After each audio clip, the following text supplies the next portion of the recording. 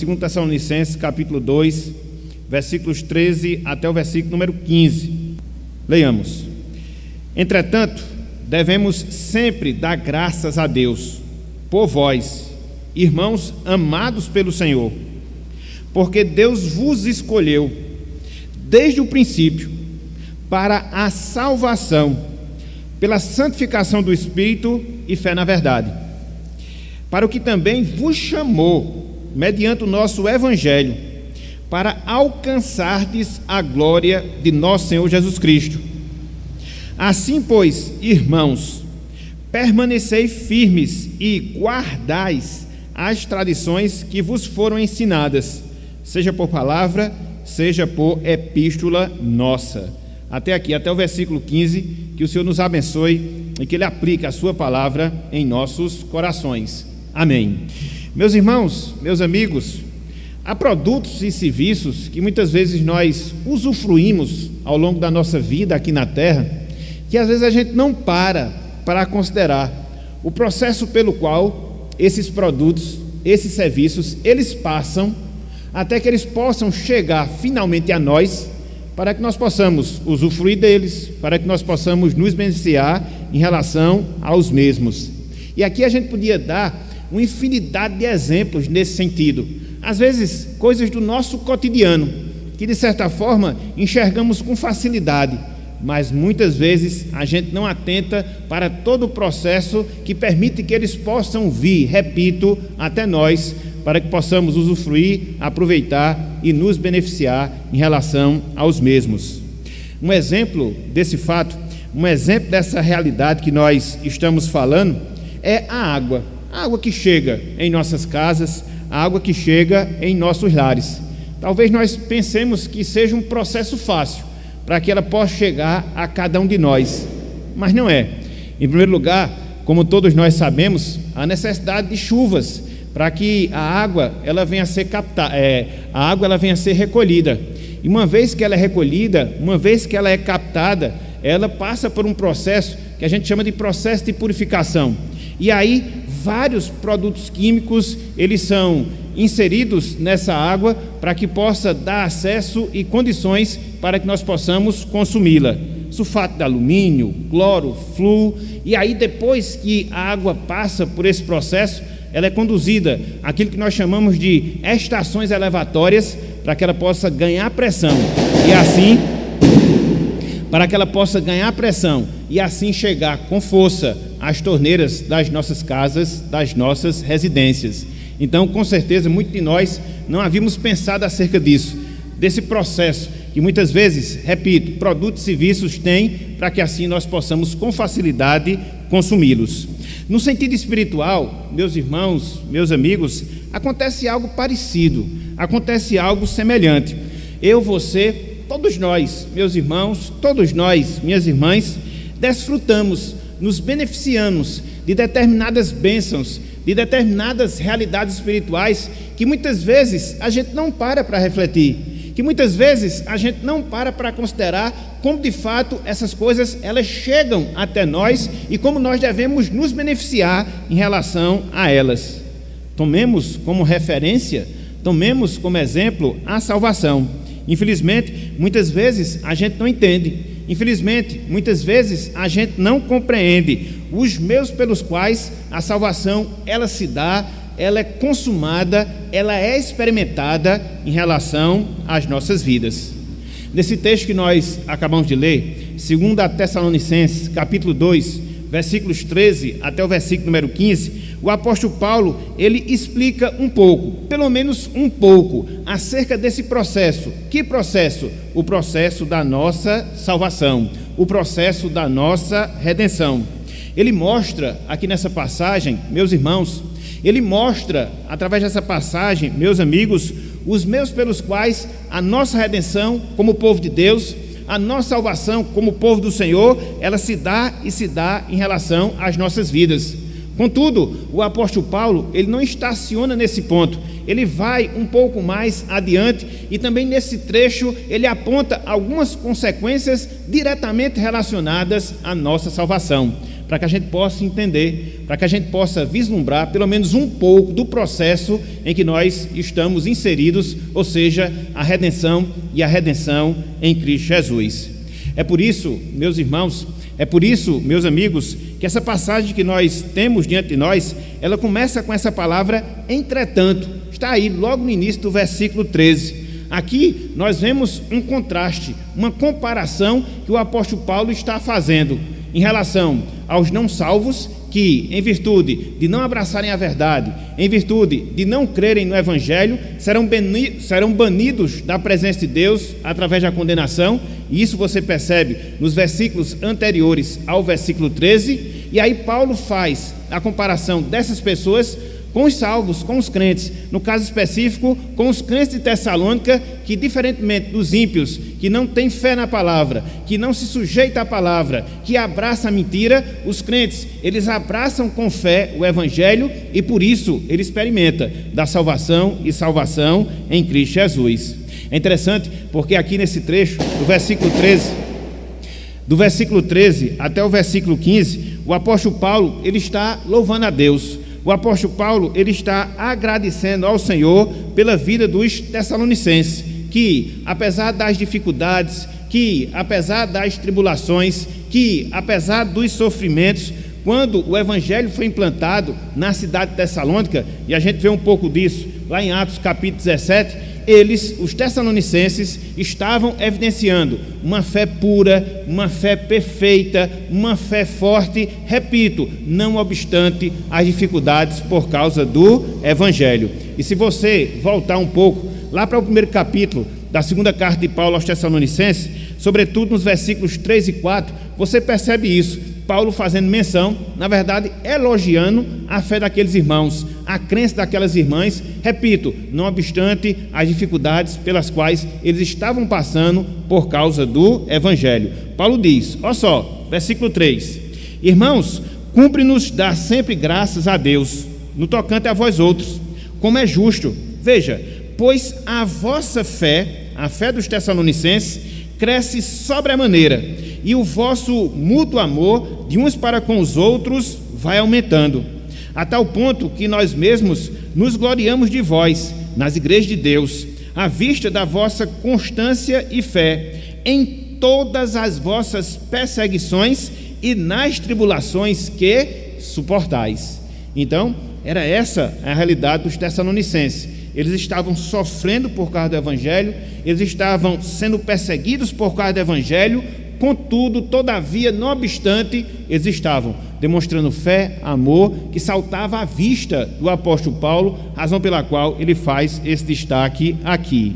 E aí, nós podemos nos perguntar, e aí, nós podemos nos indagar, como nós podemos explicar uma situação como essa? Como é que nós podemos explicar pessoas, cristãos, que, não obstante estarem sendo perseguidos, não obstante estarem sendo atribulados, estavam demonstrando uma fé viva, estavam evidenciando uma fé eficaz? Como isso é possível? Como isso é possível? Simples, meus irmãos, simples, meus amigos, por causa da operação do Espírito Santo, o Espírito de Deus, na vida deles, através da palavra, através das Escrituras, através da Bíblia Sagrada. E é justamente isto que o apóstolo Paulo faz menção ao longo de todo esse texto. Por isso, meus irmãos, por isso, meus amigos, na noite de hoje, eu queria considerar algumas ações, por não dizer algumas funções, algumas operações que a palavra de Deus, que o Evangelho de Cristo, que as Escrituras Sagradas geram em nossa vida, não só na consumação da nossa salvação, mas também na manutenção da nossa salvação. Então eu queria que nós analisássemos esse tema, eu queria que nós analisássemos esse texto dentro dessas duas perspectivas, ou seja, a palavra de Deus funcionando não só para gerar salvação em nós, mas a palavra de Deus funcionando para nos manter na salvação, no caminho de Deus, no caminho do Senhor. Por isso, meus irmãos, por isso, meus amigos, o tema da nossa mensagem, conforme anunciado, é as funções da palavra de Deus na nossa salvação. As funções da palavra de Deus na nossa salvação. E aí nós podemos nos perguntar, e aí nós podemos nos indagar, quais são então essas operações? Quais são então essas funções? Como é que o Evangelho, como é que a palavra de Deus, ela trabalha na vida de uma pessoa, não só proporcionando-lhe salvação, mas também mantendo esta mesma pessoa num caminho da salvação. E aí quando você olha aqui para essa passagem, quando você considera aqui esse texto, você vê pelo menos 1, 2, 3 operações, 3 funções da palavra de Deus na nossa salvação. Em primeiro lugar, meus irmãos, em primeiro lugar, meus amigos, a gente vê a ação da palavra, a gente vê a ação das Escrituras no chamamento para a nossa salvação. Em primeiro lugar, a gente vê a ação da palavra de Deus, a ação das Escrituras Sagradas no nosso chamamento ou no chamamento da nossa salvação. E onde é que a gente vê isso? Onde é que a gente encontra isso? Está aí, no versículo 14, 2 Tessalonicenses, capítulo 2, verso número 14. Veja o que o apóstolo Paulo nos ensina, veja o que ele nos mostra aqui nessa passagem. 2 Tessalonicenses, capítulo 2, versículo 14. Diz o seguinte, meus irmãos, meus amigos, a palavra de Deus.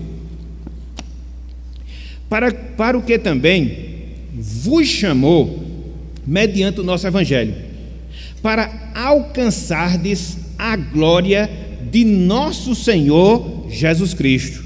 Para o que também vos chamou, mediante o nosso Evangelho, para alcançardes a glória de nosso Senhor Jesus Cristo. O que é que nós observamos? O que é que nós temos aqui nesse trecho? O que é que nós encontramos aqui nessa passagem? Paulo, meus irmãos, Paulo, meus amigos, nos mostrando que o Evangelho, nos mostrando que a palavra de Deus foi o meio através do qual Deus chamou os Tessalonicenses para a salvação. Se aperceba desse fato, se aperceba dessa realidade. O Evangelho como meio, o Evangelho como instrumento, através do qual Deus ele nos chama e nos chama para a salvação. É por isso que Paulo ele se refere ao Evangelho como o seu Evangelho. Ele diz: vos chamou mediante o vosso Evangelho. Era o conteúdo da pregação do apóstolo Paulo, era o conteúdo do ensino do apóstolo Paulo, o Evangelho, as boas novas que em Cristo há salvação, o Evangelho que Deus em Cristo Jesus salva e salva os pecadores.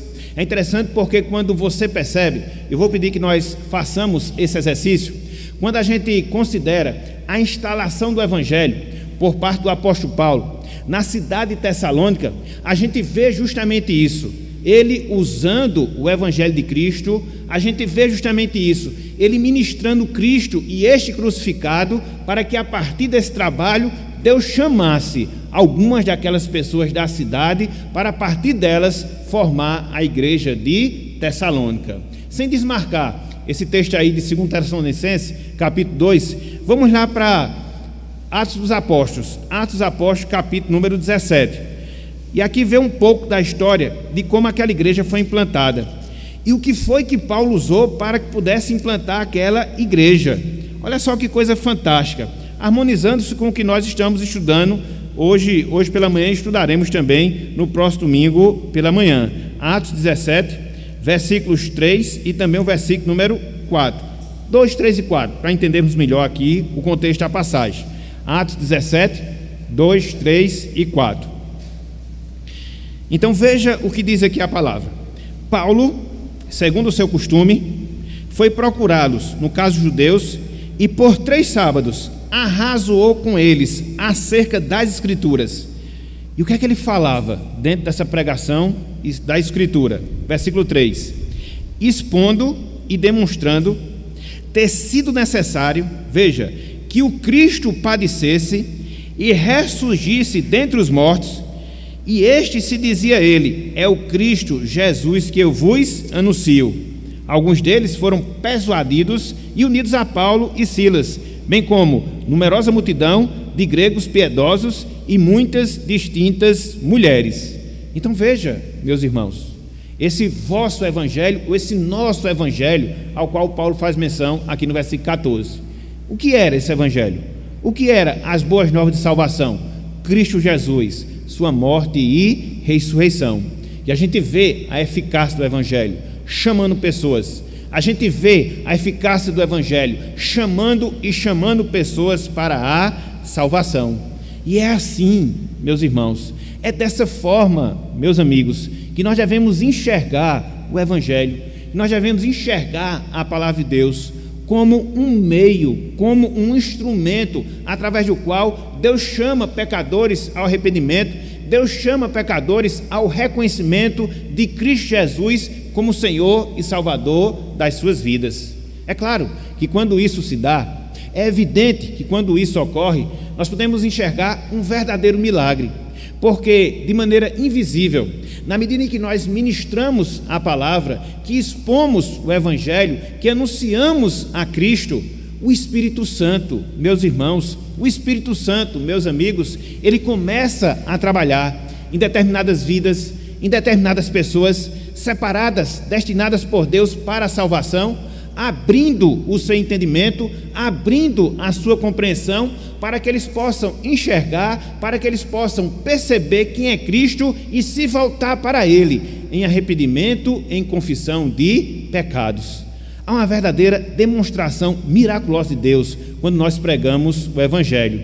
Talvez a gente não se aperceba desse fato, talvez a gente não considere essa realidade, até porque a gente corriqueiramente fica ouvindo, continuamente fica escutando a palavra, e talvez a gente não faça esse caso em relação ao poder, em relação à eficácia do Evangelho, quando ministrado, quando pregado. Contudo, meus irmãos, contudo, minhas irmãs, quando a gente analisa um pouco da nossa vida, a gente percebe justamente isso, um dado momento no qual Deus, através da sua palavra, nos chamou, falou aos nossos corações, abriu o nosso entendimento, para que assim nós pudéssemos reconhecer Cristo como Salvador. Sobretudo a nós, que fomos chamados do mundo, que não vivíamos dentro do contexto da religião, como acontece com os filhos de aliança, que tivemos aquilo que a gente gosta de chamar de conversão de crise, uma mudança completa, radical na nossa vida. E via de regra, isso aconteceu, via de regra, isso ocorreu quando Deus nos chamou através da pregação do Evangelho. Às vezes, em algumas pessoas, isso acontece imediatamente ao ouvir a palavra, às vezes, com outras pessoas, um tempo após ela ouvir a palavra. Contudo, o que fica de fato, o que fica de verdade é que Deus nos chama para o Evangelho através do seu Evangelho. Deus nos chama para Cristo através do Evangelho de Cristo. E é justamente por causa disso, meus irmãos, é justamente por causa disso, minhas irmãs, que eu, você, todos nós temos um compromisso perante Deus, temos uma responsabilidade perante o Senhor. E que compromisso é esse? E que responsabilidade é essa? De nós fazermos o Evangelho ser proclamado, de nós falarmos a palavra de Deus, dentro dessa perspectiva, dentro dessa confiança, dentro dessa esperança que Deus nos usará como instrumentos seus, através da sua palavra, para chamar pecadores ao arrependimento. Principalmente nos nossos dias, meus irmãos, principalmente nos nossos dias, minhas irmãs. Afinal de contas, nós temos à nossa disposição, sobretudo por causa dos recursos da tecnologia, inúmeras formas, inúmeras maneiras de levarmos o Evangelho aos perdidos, de levarmos a palavra de Deus àqueles que se encontram ainda em trevas espirituais, desde uma mensagem de WhatsApp até um vídeo que a gente possa gravar. Enfim, são tantas oportunidades, são tantos recursos que estão acessíveis a cada um de nós, que estão à nossa disposição e que nós devemos fazer uso dos mesmos, para que desta forma Deus nos faça instrumentos seus no chamamento e na salvação de pecadores. Por isso, meus irmãos, por isso, minhas irmãs, a gente deve refletir sobre esse ponto, a gente deve criar estratégias, a gente deve ter esse objetivo em nossas vidas. De que formas, de que maneiras, através de quais recursos eu vou apresentar o Evangelho às pessoas, para que Deus as chame para a salvação, para que Deus as chame para Cristo. E esta, irmãos e irmãs, é uma responsabilidade, é um compromisso que cabe a cada um de nós. Então, em primeiro lugar, como é que age o Evangelho da salvação? Em primeiro lugar, como é que age a Escritura no processo de redenção? Em primeiro lugar, chamando as pessoas para a salvação. Mas não só isso. Em segundo lugar, a gente percebe uma segunda forma. Em segundo lugar, a gente percebe um segundo meio, através do qual a palavra opera no processo de salvação. Ou seja, a ação da palavra na salvação propriamente dita. A ação da palavra na salvação propriamente dita. Vejam aí, versículo 13, 2 Tessalonicenses, capítulo 2, versículo de número 13. Diz o seguinte, a palavra de Deus: entretanto, devemos sempre dar graças a Deus, por vós, irmãos, amados pelo Senhor, porque Deus vos escolheu desde o princípio para a salvação. E agora preste atenção à parte final do versículo 13. Prestem atenção à parte final do versículo 13. Como é que isso se dá? Essa escolha de Deus desde toda a eternidade para a salvação. Veja, pela santificação do Espírito e fé na verdade. Pela santificação do Espírito e fé na verdade. Então, aqui, sobretudo na parte final do versículo 13, a gente consegue enxergar, a gente consegue perceber, através do ensino do apóstolo Paulo, dois meios mais diretos, dois meios mais específicos, mediante os quais Deus salva, mediante os quais Deus redime os pecadores: a santificação do Espírito e a fé na verdade. A santificação no Espírito e a fé na verdade. Vamos considerar esses dois, dando ênfase ao segundo. Em primeiro lugar, pela santificação no Espírito. Paulo diz, pela santificação do Espírito. A palavra santificar aqui significa cortar, separar, consagrar. E é assim que Deus faz. Foi assim que Deus fez com os Tessalonicenses no passado. Ou seja, o Espírito Santo os consagrou, os separou, os cortou para a salvação, do mundo para a salvação. Alguns crentes lá na igreja de Tessalônica vinham do judaísmo. Outros crentes na igreja de Tessalônica vinham do paganismo. Não obstante um grupo ou outro, o que a gente vê, não obstante um grupo ou outro, o que a gente percebe é que o Espírito Santo é quem faz isso. É Ele que nos separa, é Ele quem nos santifica. Essa é a regeneração propriamente dita. Quando há esse trabalhar miraculoso do Espírito Santo, quando há esse agir espiritual, invisível do Espírito Santo, mudando o nosso interior, mudando a nossa natureza e nos fazendo filhos e filhas de Deus. Estava até conversando com um irmão hoje pela manhã, mostrando justamente isso. É um milagre, meus irmãos. Às vezes a gente nivela por baixo a salvação, considerando como coisa de só menos, quando na verdade não é. A salvação é uma cirurgia espiritual, operada pelo Espírito Santo no nosso coração, no nosso interior, onde o Espírito Santo tira de nós um coração de pedra e coloca dentro de nós um coração de carne, onde o Espírito Santo muda as nossas intenções, onde dantes eram voltadas para a carne, para a satisfação da nossa própria vontade, e agora ele reverte para que seja agora destinada à glória de Deus em relação às nossas vidas. Então, quando você começa a considerar, quando você começa a perceber tudo isso, você chega facilmente a essa conclusão. Que conclusão? Esse operar miraculoso, esse operar invisível, esse agir sobrenatural do Espírito Santo nos santificando, nos regenerando, para que assim nós possamos ser novas e novas criaturas em Cristo Jesus. Isto, meus irmãos, isto, meus amigos, não é algo que nós como seres humanos tenhamos a capacidade de fazer. Não foi à toa, não foi sem razão que quando Cristo conversava com Nicodemos, lá em João capítulo 3, ele disse: vos é necessário nascer de novo. Contudo, esse novo nascimento não dependia dele, de Nicodemos, mas do agir de Deus, a semelhança do vento, para que soberanamente ele pudesse operar e operar na vida de Nicodemos. Então, assim também acontece a cada um de nós, a santificação do Espírito. Mas aí fica a pergunta: Quando é que ocorre essa santificação do Espírito? Quando é que o Espírito Santo nos consagra para Deus? Quando é que Ele nos corta do mundo para que assim sirvamos ao Senhor? É o que o apóstolo Paulo vai falar na partezinha final aí do versículo 13, ou seja, pela fé na verdade. É o segundo aspecto que nós queríamos aqui mencionar, pela fé na verdade. O que é isso, meus irmãos? O que é isso, meus amigos?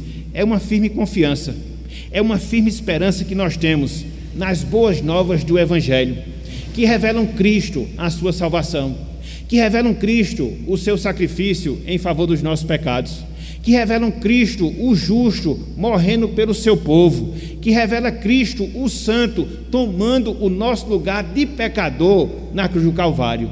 Em resumo, em síntese, é isso que acontece no Evangelho. E quando a gente tem essa firme confiança, quando a gente tem essa firme segurança no que Cristo é e no que Ele fez no Calvário, e a gente põe toda a nossa esperança nela, aí nós podemos dizer que já experimentamos da nossa salvação, pela fé nessa verdade. E é justamente a palavra de Deus, é justamente as Escrituras Sagradas que nos revelam justamente isso.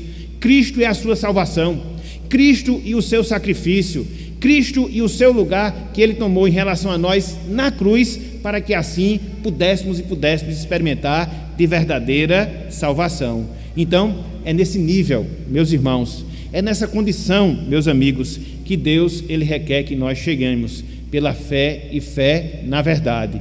É claro que isso não vem de nós, vimos hoje pela manhã, é um dom de Deus, um dom gratuito do Senhor, que Ele opera, que Ele trabalha, que Ele coloca na nossa vida quando a sua palavra ela é anunciada, quando a sua palavra ela é pregada. Não foi à toa que o apóstolo Paulo, lá em Romanos capítulo 10, versículo 17, ele disse que a fé vem pelo ouvir e ouvir a palavra de Deus. Mais outro milagre, mais outra ação miraculosa do Senhor, através da sua palavra. Quando ela é anunciada, quando ela é falada, o Espírito Santo a usa como instrumento para mudar completamente o coração das pessoas, para mudar completamente a vida das pessoas, nos tornar novas criaturas em Cristo Jesus. Essa é a experiência, meus irmãos, essa é a experiência, minhas irmãs, pela qual todos nós passamos. Quando a gente faz essa análise em relação à nossa vida, daquilo que nós éramos, daquilo que nós praticávamos, quais eram as nossas inclinações, quais eram os nossos objetivos, e quando a gente analisa a nossa situação hoje, qual é a conclusão a que nós chegamos? Houve uma mudança, houve uma fé implantada, uma firme confiança depositada na pessoa de Cristo, na sua obra, na sua salvação e na nossa nova realidade em Cristo Jesus. Que grande privilégio, meus irmãos, que grande bênção, minhas irmãs. Às vezes a gente não consegue ter essa percepção mais aprofundada da nossa salvação. Às vezes a gente nivela muito por baixo o nosso conceito, como se fosse apenas uma dada mudança de atitude, como se fosse apenas uma mudança de religião, como se fosse apenas uma mudança de igreja. Não. É algo estrondoso, é algo fantástico que Deus ele age nas nossas vidas. Como? Pela sua palavra, santificação no Espírito e fé na verdade. Então, cabe a nós fazermos o quê? Falar a palavra. Cabe a nós fazermos o quê? Proclamar o Evangelho. E Deus se encarregará de fazer o resto. E Ele faz, como Ele fez na nossa vida. Ele faz como Ele está fazendo na vida de muitas pessoas. Isso para nós, meus irmãos, isso para nós, minhas irmãs, deve servir de um grande estímulo mesmo. Muitas vezes a gente fica receoso de como a gente vai apresentar o Evangelho, a depender do tipo da pessoa para a qual nós estaremos falando do Evangelho. Essa não deve ser a nossa preocupação, essa não deve ser a nossa angústia. A nossa preocupação é de quem nós falaremos, ou o que nós falaremos para essas pessoas. No caso, Cristo. Uma vez que nós tivermos esse cuidado, uma vez que nós tivermos essa atenção, de sermos fiéis na apresentação de Cristo, da sua morte, do seu sacrifício, da vida eterna que Ele nos promete, dos benefícios da redenção que Ele nos dá. Uma vez que a gente tem essa fidelidade, descansemos. O Evangelho, através do poder de Deus, se encarregará de fazer a sua obra, independente das pessoas, sejam elas mais mundanas, mais religiosas, sejam elas mais novas, mais velhas, sejam elas mais ricas, mais pobres. Não. A nossa preocupação é o que nós estamos pregando, é quem nós estamos falando, é o que nós estamos anunciando através da nossa mensagem. E é essa a preocupação que deve residir no nosso coração. Por isso, meus irmãos, por isso, minhas irmãs, a necessidade que nós temos de cada vez mais nos aprofundarmos na palavra, de cada vez mais nos aprofundarmos no Evangelho. Quem é o Cristo ao qual nós servimos? Quem é o Cristo que nos salvou? Para que assim a gente possa fazer a apresentação perfeita, completa, transparente acerca da sua pessoa e descansar, porque Deus vai fazer a obra como Ele faz. Deus vai operar um milagre como Ele opera, independente das pessoas ou do tipo de pessoas para as quais nós estamos falando. Fé através da palavra, fé através das Escrituras. Então, aqui você encontra a segunda forma, aqui você encontra a segunda maneira, através da qual o Evangelho, a palavra de Deus, ele opera na salvação propriamente dita. Então, veja, nós temos aqui uma sequência lógica. Você vê a operação do Evangelho no chamamento para a salvação. Em segundo lugar, você vê a operação do Evangelho no próprio processo da salvação. Mas não só isso. Em terceiro lugar, a ação da palavra na manutenção da salvação. A ação da palavra na manutenção da nossa salvação. Versículo 15, 2 Tessalonicenses, capítulo 2, versículo 15. Olhem só o que nos diz aqui a palavra de Deus. Assim, pois, irmãos, permanecei firmes e guardais as tradições que vos foram ensinadas, seja por palavra, seja por epístola nossa. Assim, pois, irmãos, permanecei firmes e guardais as tradições que vos foram ensinadas, quer seja por palavra, seja por epístola nossa. O que é que a gente vê aqui, meus irmãos? O que é que a gente aprende aqui, meus amigos? Paulo exortando os Tessalonicenses. Paulo nos exortando em nossos dias, para quê? Para que nós sejamos firmes e perseverantes na palavra. Para que nós sejamos firmes e perseverantes na palavra. Conforme nós acabamos de dizer, diante das tribulações, diante dos sofrimentos, diante das perseguições pelas quais passavam os Tessalonicenses, sobretudo quando houve a implantação daquele trabalho, quando Paulo ali esteve, então essas palavras visavam justamente isso: confortar, fortalecer, estimular, para que assim os irmãos permanecessem firmes na caminhada cristã, na caminhada com o Senhor. E mais uma vez, dentro desse processo, e mais uma vez dentro desse aspecto, o que é que a gente enxerga? O que é que a gente vê? A palavra de Deus.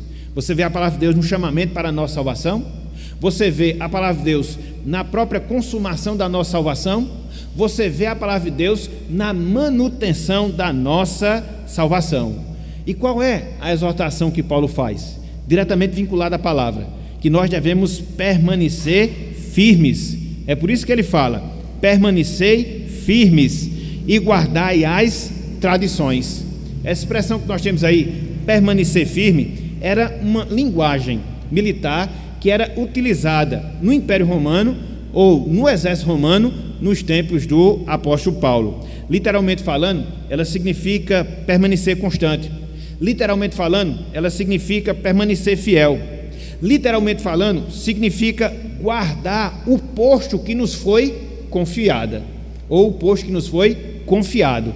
Então, Paulo extrai essa linguagem militar e a aplica no sentido espiritual, para mim, para você, para os Tessalonicenses, para todos nós. Ou seja, que nós permaneçamos firmes na palavra, que nós permaneçamos e permaneçamos firmes no Evangelho.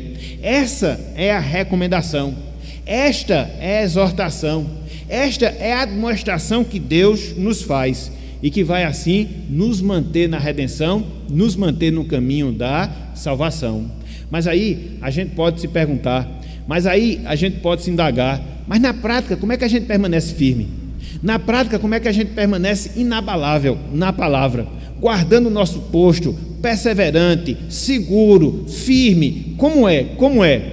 Paulo dá a orientação, através da segunda orientação que ele mostra aqui no texto, ou seja, que nós devemos nos apropriar da palavra. É por isso que ele diz, guardai as tradições. Essa palavra guardar, que ele utiliza aqui nesse texto, significa segurar com mão forte aquilo que está à nossa frente, significa se apropriar verdadeiramente de algo ou de alguma coisa. E no caso aqui em questão, conforme Paulo ensina, nós devemos nos apropriar, agarrar com mão firme as tradições. Que tradições são essas? Os ensinamentos que o apóstolo Paulo deu àqueles irmãos de Tessalônica, os ensinamentos que eles iriam receber posteriormente através da carta, como Paulo estava escrevendo, não só a primeira, mas a segunda carta, e os demais ensinos que aqueles irmãos receberiam dos apóstolos, ensinos verdadeiros, ensinos inspirados, ou seja, o ensino da palavra do Senhor. Então, é assim, meus irmãos, é dessa forma, minhas irmãs, que eu, você, todos nós permanecemos firmes nos caminhos do Senhor, no processo da nossa salvação. Quando a gente se apropria da palavra, quando a gente se agarra à palavra como algo nosso, como de fato é, guardando-a no nosso coração, praticando na nossa vida, para que assim essa firmeza ela seja vista e vista em cada um de nós. Ninguém pode permanecer firme na palavra se primeiramente não guardar a palavra. Ninguém permanece firme nos caminhos do Senhor se primeiramente não se apropriar da palavra do Senhor. Então perceba que a palavra de Deus ela gera em nós fé salvadora, mas não só isso, a palavra de Deus ela gera em nós a permanência que nós devemos ter em relação aos caminhos de Deus, em relação aos caminhos do Senhor. Ela é completa nesse sentido, ela é completa nesse aspecto, porque muitas vezes a gente cai no erro, muitas vezes a gente cai no equívoco de pensar que a salvação ela se dá pela palavra e somente pela palavra, e ali a gente não tem mais necessidade dessa palavra. Não, meus irmãos, não, minhas irmãs, muito pelo contrário. A salvação começa pela palavra, ela é mantida pela palavra e ela é consumada pela palavra em virtude da esperança redentora que nós temos em nosso Salvador, ou seja, em Jesus Cristo. Por isso é que ela é necessária, por isso é que ela é importante, por isso nós temos essa responsabilidade de nos apegarmos, de abraçarmos a palavra continuamente. Para quê? Para que ela sustente a nossa fé, para que ela seja o alicerce da nossa confiança, para que ela seja a base da nossa esperança, e assim a gente possa continuar perseverando no caminho de Deus em relação às nossas vidas. É por isso, meus irmãos, é por isso, minhas irmãs, que nós temos esse compromisso, que nós temos essa responsabilidade contínua em nossas vidas, de nos apropriarmos, de nos apegarmos à palavra, de nós termos essa fome dela, nós termos esse anseio por ela continuamente em nossas vidas, vendo, quer seja numa leitura, vendo, quer seja num estudo, vendo, quer seja numa pregação, aquilo que Deus está nos ensinando acerca dele, acerca da sua vontade para nós, vivenciando essas verdades na nossa vida, para que a nossa fé ela seja ativa, para que a nossa fé ela possa permanecer fervorosa, e assim a gente possa dar continuidade à nossa jornada cristã. Infelizmente, a gente lida com determinados momentos na nossa vida, onde a gente acaba enfraquecendo espiritualmente falando. Todos nós passamos por esses momentos, todos nós. Uns mais do que os outros, uns mais intensos do que outros, mas a grande questão é que a gente sempre passa por isso, é inevitável. E você pode analisar, e você pode perceber, os momentos em que você está mais fraco espiritualmente, foram os instantes que você se desapegou da palavra, porque essas duas coisas elas estão diretamente relacionadas. Quanto mais apegado à palavra, quanto mais voltado para as Escrituras, mais a nossa fé está ali, ativa, forte, frequente. Quando isso não acontece, então também deixa de existir. Daí o compromisso, reitero, meus irmãos, a responsabilidade, reitero, minhas irmãs, que todos nós temos de diariamente nos apegarmos à palavra, de procurarmos aprender muito mais do que nós já aprendemos hoje, e depois de amanhã, muito mais do que a gente aprendeu amanhã, e assim sucessivamente em relação à nossa vida. Isso não para. O conhecimento que nós temos, ou melhor dizendo, a necessidade espiritual que nós temos de conhecer a Deus, ela nunca vai cessar, ela nunca vai acabar em nossas vidas, não, jamais. É conhecendo e prosseguindo conhecendo ao Senhor, é entendendo e prosseguindo o nosso entendimento, é sendo transformado, lapidado continuamente através da palavra do Senhor.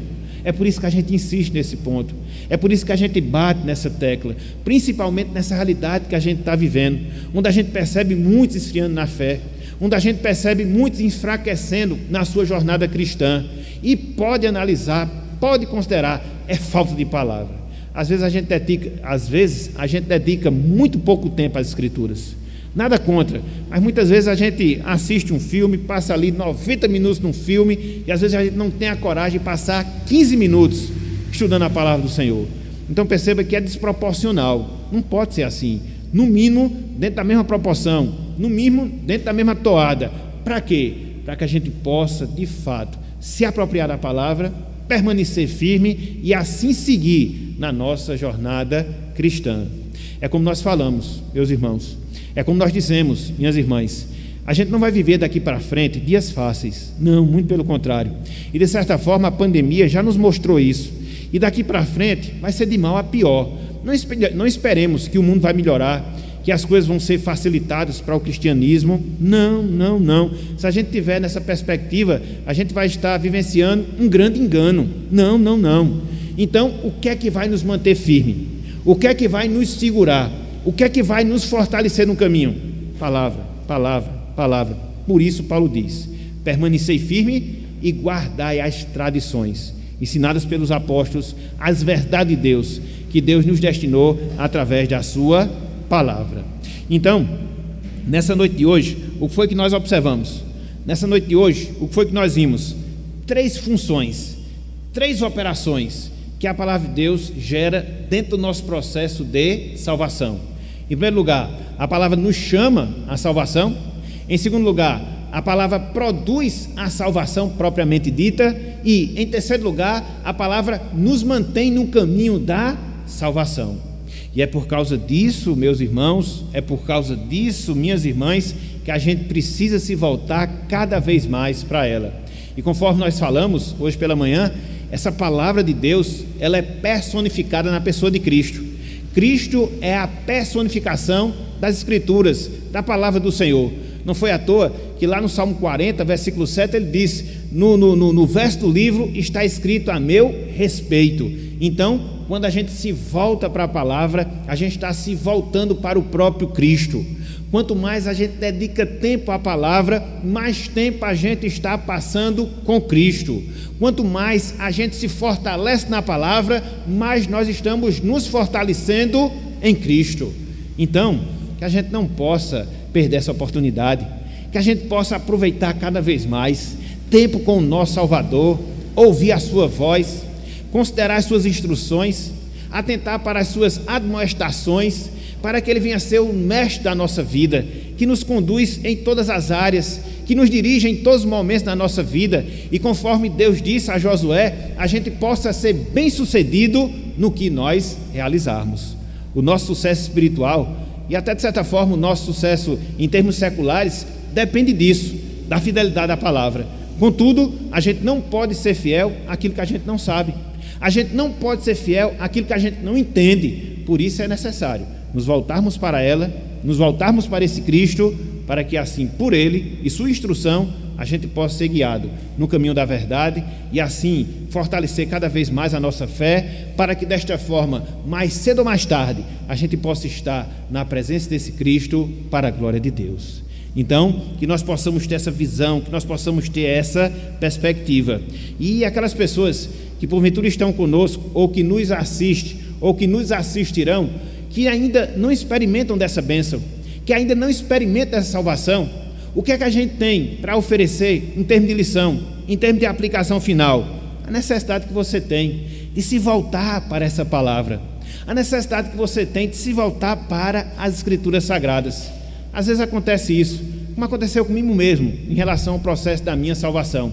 Eu nunca procurei ouvir a palavra de outros, porque tinha sempre receio das pessoas me influenciarem através dos seus pensamentos.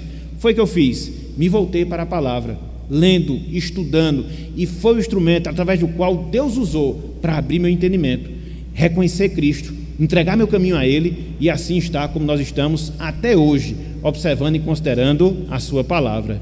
Então, faça isso, meu amigo, faça isso, minha amiga, se volte para a palavra, assuma um compromisso perante Deus.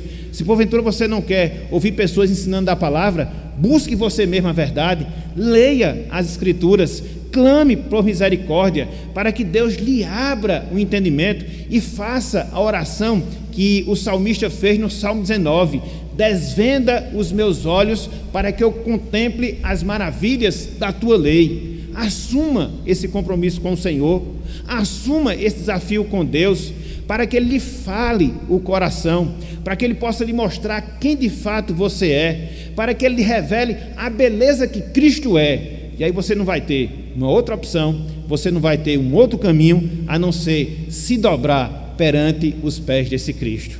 É esse o desejo que nós temos para você, essa é a vontade que nós temos em relação à sua vida, e que você possa se voltar para essa palavra, que você possa conhecer a Cristo através dela, e hoje mesmo, você possa experimentar da bênção da salvação na sua vida, que vai lhe transformar completamente e que vai lhe preparar para a eternidade, junto com Deus, na sua glória, para louvor do seu nome.